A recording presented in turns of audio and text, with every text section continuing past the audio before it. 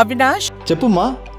దగ్గరలో ఉన్న మెడ్ప్లస్కి వెళ్ళి మెడ్ప్లస్ బ్రాండ్ మెడిసిన్స్ అని అడిగి కొనుక్కునరా. అక్కడ 50 to 80% తగ్గింపుకు వస్తుంది. మీరు తీసుకునే అదే మందులు, అదే నాణ్యమైన మందులు, కానీ సగం ధరకే. ఒకసారి మనం టీడీపీ నుంచి జయచంద్ర గారు జాయిన్ అయ్యారు. జయచంద్ర గారు నమస్తే అండి.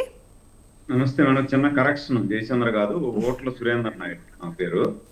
సురేంద్ర నాయుడు గారా? సురేంద్ర నాయుడు గారు నమస్తే అండి.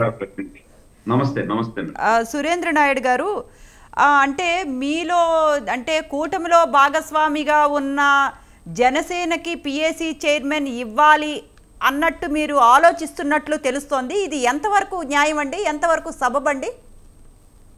మేడం, ముందుగా మీకు ప్యానల్లో ఉన్నటువంటి మిత్రులకు, అదే విధంగా స్వతంత్ర న్యూస్ చూస్తున్నటువంటి ప్రేక్షకులకు అందరికి కూడా నమస్కారాలు తెలియజేసుకుంటూ, ఇక్కడ 3 విషయాలు మేడం మనం ప్రధానంగా చర్చించాల్సింది. 3 విషయాలు. ఇప్పుడు సాంప్రదాయానికి అందరూ చెప్తున్నారు, సాంప్రదాయము ప్రకారం పోవాలా. ఓకే, సాంప్రదాయం ప్రకారం పోవాలి అంటే వైసీపీ కూడా సాంప్రదాయ ప్రకారం పోయి ఉండాలి కదా. ఇప్పుడు మీకు 11 సీట్లు ఇచ్చారు. 11 సీట్లు ఇచ్చినప్పుడు మీకు ప్రతిపక్ష హోదా లేదు. లేకపోయినా చంద్రబాబు గారు మిమ్మల్ని గౌరవించి మీరు అసెంబ్లీకి వచ్చి ప్రమాణ స్వీకారం చేసే రోజు కూడా మీరు కారు గేటు బయట పెట్టి ఆ నుండి రావాలి నడిచి. కానీ మీకు ఒక కేబినెట్ హోదా ఇచ్చి ఆయనతో పాటు ఆయన ఎస్కార్ట్ ను కూడా లోపలికి అనుమతించారు. మీ మీద గౌరవించే కదా అనుమతించారు. మీరు ఆ గౌరవాన్ని నిలబెట్టుకున్నారా? నెంబర్ 1. రెండోది వచ్చి, మీకు అంత గౌరవం ఇచ్చినప్పుడు స్పీకర్ ఎన్నిక జరిగింది. స్పీకర్ ఎన్నిక జరిగేటప్పుడు సాంప్రదాయ ప్రకారం ప్రతిపక్షంలో ఉన్నటువంటి ఎమ్మెల్యేలు, పాలక పక్షంలో ఉన్నటువంటి ఎమ్మెల్యేలు, ఎంతమంది అన్నా ఉన్నీలే పార్టీలు, అన్ని పార్టీల ఎమ్మెల్యేలు కలిసి ఆ స్పీకర్ను ఎన్నుకొని స్పీకర్ స్థానంలో ఆయన తీసుకెళ్లి కూర్చొని పెట్టాల్సినటువంటి బాధ్యత అందరి ఎమ్మెల్యేల పైన ఉంది. దాంట్లో పాల్గొన్నారా మీరు? సరే, డిప్యూటీ స్పీకర్ ఎన్నిక రోజైనా మీరు వచ్చి డిప్యూటీ స్పీకర్ స్థానంలో కూర్చొని పెట్టేదానికి కానీ, ఆయన ఎన్నుకునేదానికి కానీ మీరేమన్నా ప్రయత్నం చేశారా? అది చేయలా. సరే, అది వదిలేద్దాం. మీరేమన్నా అసెంబ్లీ కన్నా వస్తున్నారా? ఇప్పుడు ఈ 2 విషయాలు మీరు తుంగలో దొక్కారు. మీకు ప్రజలు అవకాశం 11 సీట్లు ఇచ్చి మీరు ఈ 11 సీట్లతో సంతృప్తి పడండి. 5 సంవత్సరాలు మీరు 151 సీట్ ఇచ్చి ఘనంగా మిమ్మల్ని కూర్చొనబెడితే మీరు ఈ రాష్ట్రాన్ని నాశనం చేసేశారు. మీకు ఇదే తగిన శిక్ష అని మీరు పెట్టారు. మళ్ళన్నా మీరు తెలుసుకోవాలి కదా, అది తెలుసుకోవాలా. సరే, అసెంబ్లీ కన్నా వస్తున్నారా? ఇవన్నీ పక్కన పెడదాం.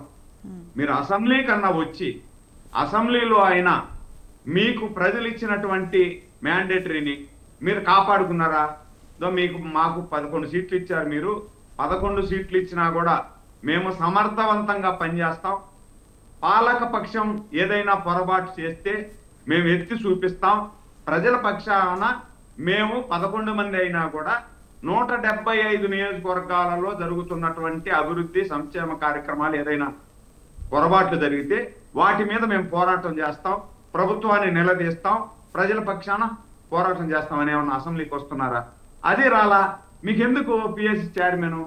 ఇప్పుడు 18 మంది ఉంటే, మీరు 18 మంది ఉంటే ఒక మెంబర్, పిఎస్సి మెంబర్ 18 మంది ఈజ్ ఈక్వల్ టు ఒక పిఎస్సి మెంబర్.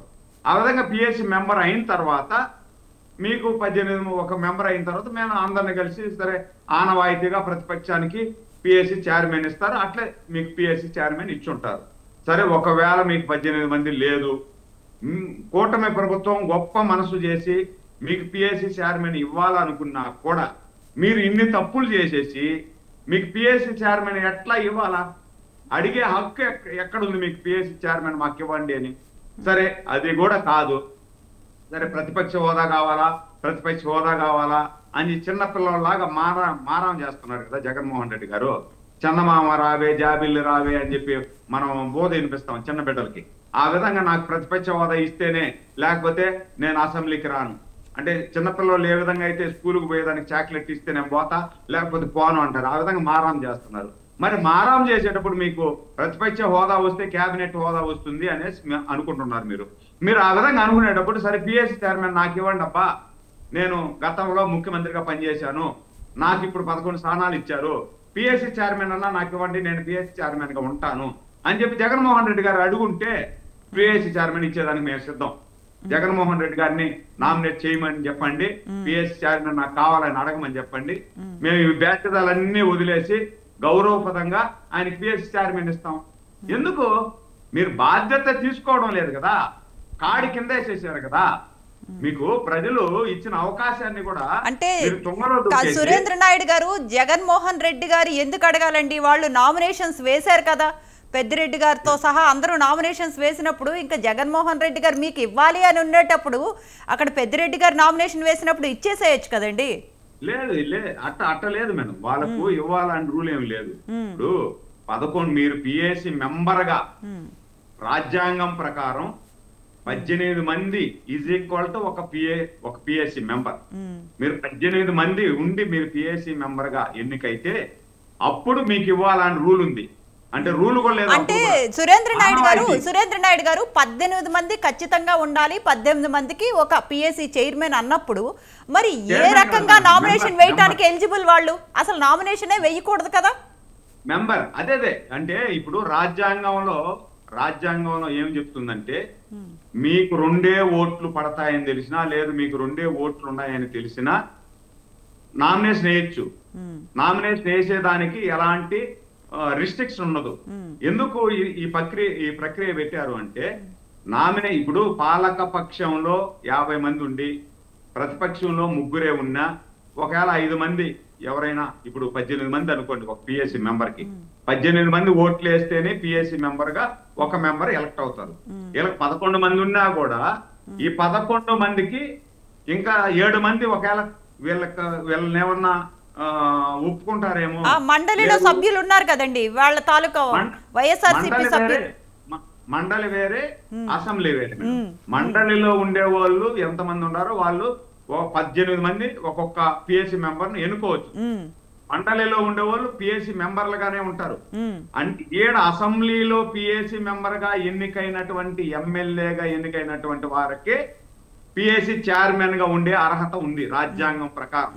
ఆ రాజ్యాంగం ప్రకారము ఒకవేళ మనము రాజ్యాంగం ప్రకారం 18 మంది ఉంటేనే వీళ్ళకి పిఎస్సి మెంబర్ వస్తుంది.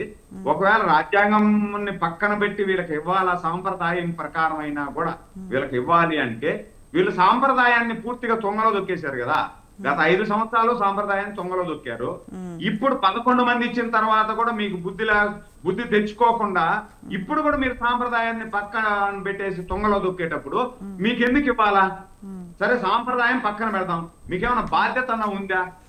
ఇప్పుడు బాధ్యత అన్నా ఉంటే మీకు అట్ట కూడా వీళ్ళకి బాధ్యత ఉంది, బాధ్యతగా మెలగతారు, వీళ్ళకి పిఎస్సి చైర్మన్ ఇద్దాం అనుకునేది. బాధ్యత కూడా లేదు కదా.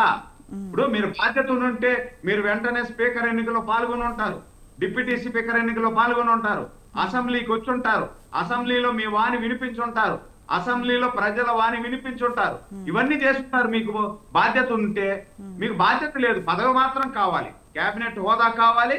ఆ కేబినెట్ హోదా ద్వారా రాజ్యాంగం నుండి వచ్చేటువంటి వెసులుబాట్లన్నీ, సౌకర్యాలన్నీ మాత్రమే మనకు కావాలి. ప్రజలు ఇచ్చినటువంటి మ్యాండేటరీని మనం ప్రజల కోసం మేము మాత్రం పనిచేయం అనేది వాళ్ళ పరిస్థితి ఉంది. అట్టా ఇర్రెస్పాన్సిబిలిటీ పరిస్థితి మనం ఎందుకు ఇవ్వాలి అంత పదవి? రైట్.